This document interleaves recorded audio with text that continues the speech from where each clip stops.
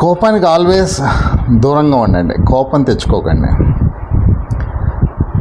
నువ్వు చేసిన పని రైటు అని నువ్వు అనుకుంటే కోపం తెచ్చుకోవాల్సిన అవసరం ఏముంది? కోపం తెచ్చుకోకండి. అంటే మనం చేసిన పనిని వేరే వాళ్ళు క్రిటిసైజ్ చేస్తున్నప్పుడు మనకి కోపం వస్తుంది. ఎప్పుడైతే నువ్వు నీ చేసిన పని కరెక్ట్ అనుకుంటున్నావో కోపం తెచ్చుకోవాల్సిన అవసరం లేదు. ఎప్పుడైతే నువ్వు చేసిన పని ఇది రాంగ్గా అయ్యింది అని చెప్పి అనుకున్నావో అప్పుడు కూడా కోపం తెచ్చుకోవాల్సిన అవసరం లేదు. చిచి ఇలా చేయకూడదు అని చెప్పి కోపం తెచ్చేసుకుంటూ ఉంటారు. అప్పుడు కూడా కోపం తెచ్చుకోకూడదు.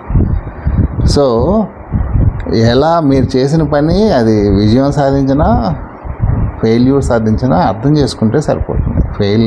ఎందుకు ఫెయిల్ అయ్యాము, ఎందుకు ఈ పని ఫెయిల్ అయిందని చెప్పి అర్థం చేసుకుంటే సరిపోతుంది. So stay away. కోపానికి దూరంగా ఉండండి, ఆరోగ్యంగా ఉండండి. Thank you.